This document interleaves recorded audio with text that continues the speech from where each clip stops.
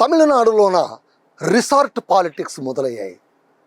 నిన్న మొన్నటి దాకా ఎన్నికల్లోన అద్భుతమైనటువంటి విజయం సాధించినటువంటి టీవీకే విజయ్ పార్టీ 108 సీట్లు సాధించడంతో విజయ్ ఒక రిసార్ట్లోనూ గెలుపొందిన వాళ్ళందరినీ కూడా ఒకచోట బస చేయించి ఆయన ఏదో నేరుగా అటు నుంచే గవర్నర్ దగ్గర తీసుకెళ్దామని ప్లాన్ వేశారు. అయితే తమిళనాడులోనే ఏమైపోయింది, సరైనటువంటి మెజారిటీ ఎవరికి రాకపోవడం అనేది మహాశాపంగా మారిపోయింది. 118 సీట్లు వస్తే తప్ప సర్కారు ఏర్పాటు చేయలేని ఆ పరిస్థితిలోన ఇప్పుడు విజయ్కి కేవలం 108 వచ్చింది. 10 సీట్ల దగ్గర ఆయన ఆగిపోవాల్సి వచ్చింది.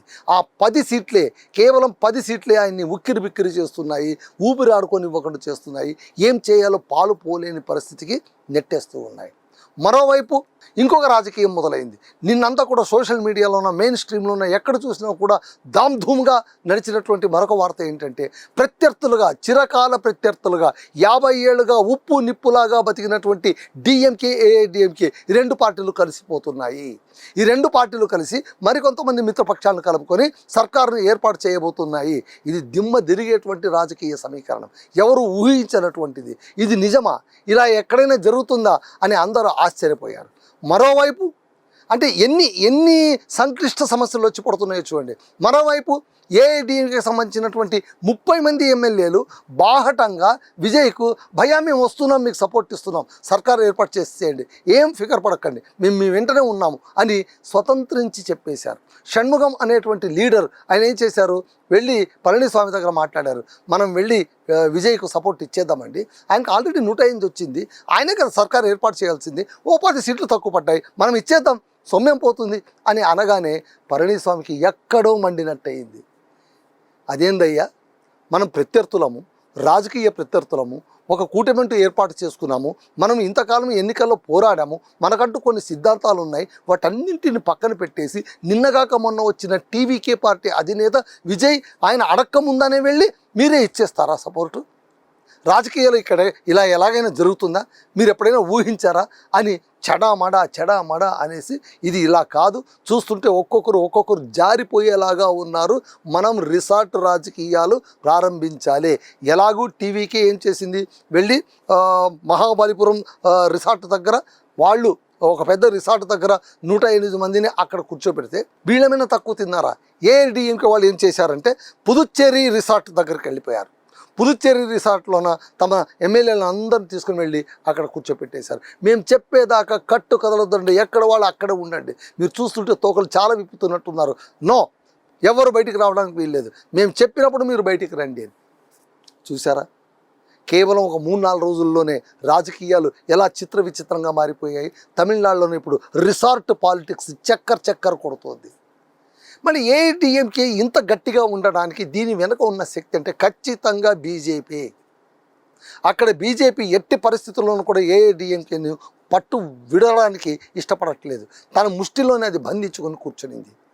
వాస్తవంగా చూస్తే కనుక ఏఐడిఎంకే కంటే అక్కడ బీజేపీకి వచ్చిన సీట్లేం పెద్దగా లేవు, కానీ అలయన్స్ అనేటువంటి, కూటమి అనేటువంటి ఒక మాట ఉంది కదా, ఆ కూటమి అనేటువంటి చట్రంలోన ఏఐడిఎంకే ఇరుక్కుపోయింది.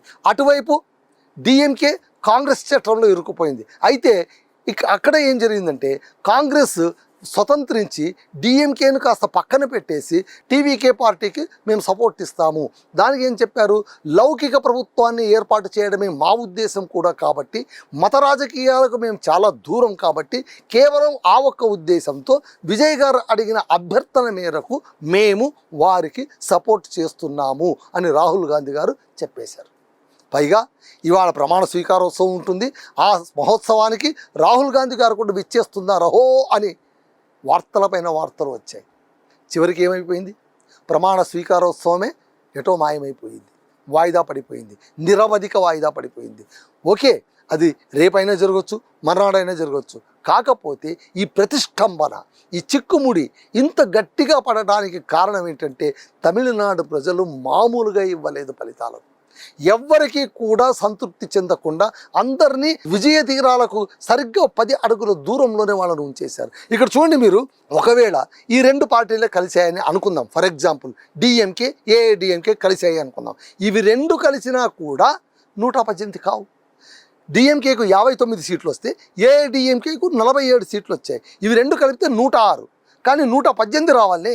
మళ్ళీ ఎవరిని మళ్ళీ క్రోడీకరించుకోవాలి, ఎవరిని మళ్ళీ దగ్గర తీసుకోవాలి? మళ్ళీ 1, 2, 3 సిపిఐ, సిపిఎం, ఆ తర్వాత ఏఐఎంఎంకే, పిఎంకే వీళ్ళందరినీ మళ్ళీ పోగేసుకోవాల్సిందే. ఎవరైనా సరే పోగేసుకోవాల్సిందే. గవర్నర్ గారు ఈ విషయాన్ని ఆలోచించాలి. ఇప్పుడు చూడండి, జాగ్రత్తగా ఆలోచిస్తే ఏఐడిఎంకే పొత్తు దీంతో వెళ్ళడానికి, టీవీకేతో వెళ్ళడానికి ఇబ్బందికరమైనటువంటి పరిస్థితి. మేము వెళ్ళామని చెప్పేశారు. డిఎంకే ఏం చెప్పింది? మేము ప్రభుత్వాన్ని అస్థిరపరచదలుచుకోలేదు, విజయ్కు ప్రజలు అవకాశం ఇచ్చారు, ఆయన ప్రభుత్వాన్ని ఏలుకొని ఆయన సంక్షేమం పాలన చేయని ఆయనకు మేము మద్దతు కాదు, కానీ ఆయన్ని మేము అభ్యంతరం చెప్పాము. మొదటి 6 నెలలు ఆయనకు హనీమూన్ పీరియడ్ని మేము ప్రకటించాం. 6 నెలల దాకా మేము ఎలాంటి జోక్యం చేసుకోము. కాకపోతే మాదొక చిన్న విన్నపం, మేము ఇప్పటికే కొనసాగిస్తున్నటువంటి సంక్షేమ కార్యక్రమాలను బంద్ చేయకుండా వాటిని కొనసాగిస్తే చాలు, అదే మేము కోరుకుంటున్నాము. మాకు గెలుపు ఓటములు కొత్తేం కాదు అని స్టాలిన్ చాలా స్పష్టంగా చెప్పారు. సో నేరుగానే వాళ్ళు చెప్తున్నది ఏంటి? ఏఐడిఎంకే, డిఎంకే కలిసిపోతాయనుకోవడం భ్రమ మాత్రమే అని ఇద్దరు నేతలు పరోక్షంగా చెప్పారు. ఇప్పుడు టీవీకే డిఎంకేతో సపోర్ట్ తీసుకోవడానికి వీల్లేదు, ఎందుకంటే అది ఆల్రెడీ అధికార పార్టీని దానికి వ్యతిరేకంగానే పోరాడి గెలిచారు. ఎలా తీసుకుంటారు? తీసుకోలేరు. సో డిఎంకే సపోర్ట్ లేదు. పోనీ ఏఐడిఎంకే సపోర్ట్ తీసుకుందామా అంటే అక్కడ బీజేపీ స్క్రూ తిప్పుతోంది కాబట్టి, పళనిస్వామి బిగించు కూర్చున్నారు కాబట్టి వాళ్ళు కూడా సపోర్ట్ ఇచ్చే పరిస్థితులు లేరు. వీళ్ళిద్దరూ సపోర్ట్ ఇవ్వకపోతే చిన్న చిన్న వాళ్ళు సపోర్ట్ ఇవ్వాలి, వాళ్ళు కూడా బిగుసు కూర్చున్నారు.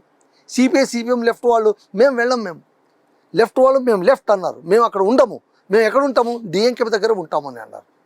మరి ఇప్పుడు కాంగ్రెస్ సపోర్ట్ ఇచ్చినా కూడా గుడ్డి కన్ను మూసిన ఒకటే తెరిచిన ఒకటే అన్న పరిస్థితిలో తయారైంది. మళ్ళీ ఇలాంటి పరిస్థితుల్లోన రిసార్ట్ రాజకీయాలకు తెరలేచింది. ఈ రిసార్ట్ రాజకీయాలు ఎంతవరకు వెళతాయో చూడాలి. ఇది ఇలాగే కొనసాగితే మళ్ళీ విజయ్కు ఒకటి పని చేయక తప్పదేమో. ఏంటి? ఆకర్ష్ విజయ్ మంత్రం పఠించక తప్పదు. ఖచ్చితంగా ఏఐడిఎంకే నుంచో ఇంకో చోటు నుంచో ఓ 10 మందిని లాగేయక తప్పదు. ఒకవేళ లాగేసిన గవర్నర్ ఒప్పుకుంటారా? ఆయన ఒప్పుకోరు. దేవుడు వరం ఇచ్చినా పూజారి వరం ఇవ్వడు కదా. ఇప్పుడు గవర్నర్ వరం ఇవ్వట్లేదు, ప్రజలు వరం ఇచ్చేశారు. ప్రజలే దేవుళ్ళు ప్రజాస్వామ్యంలో, వాళ్ళు వరం ఇచ్చారు. కానీ ఆ వరం ఏంటి?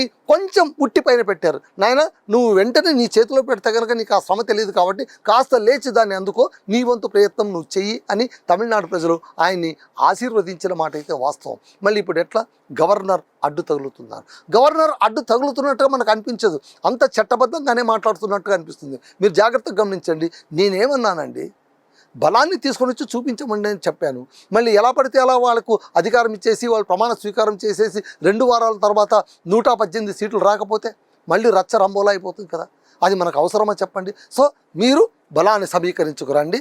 మీరు ఉత్తరాలు సపోర్టర్స్ దగ్గర నుంచి లెటర్స్ తీసుకొని వచ్చి నాకు సమర్పించండి. నిరభ్యంతరంగా మీరు ప్రమాణ స్వీకారం చేసుకోండి, మాకేం అభ్యంతరం లేదు స్వామి అని విశ్వనాథ్ గారు చాలా స్పష్టంగా చెప్పినట్టు మనకైతే అర్థమవుతుంది.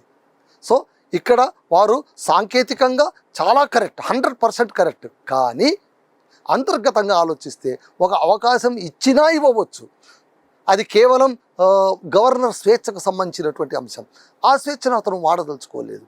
దాంతో ఇక్కడ రాజకీయం మరింత పీఠముడిగా మారిపోయింది. అక్కడే రిసార్ట్ రాజకీయాలు మొదలయ్యాయి. మళ్ళీ ఈ రిసార్ట్ రాజకీయాలు ఎంతకాలం దాకా కొనసాగిస్తాయి? వీళ్ళని ఎంతకాలం అక్కడ కూర్చోపెట్టవలసి వస్తుంది? ఎంతకాలం వీళ్ళకి అక్కడ రాజభోగాలు సమర్పించుకోవాల్సి వస్తుంది? చూడండి, ఇప్పుడు వాళ్ళు అక్కడ వెళ్ళి కూర్చున్న వాళ్ళు ఏకంగా సర్కారు ఏర్పాటు అయ్యేదాకా వాళ్ళు అక్కడే ఉండాలి, కట్టు కదలడానికి వీల్లేదు.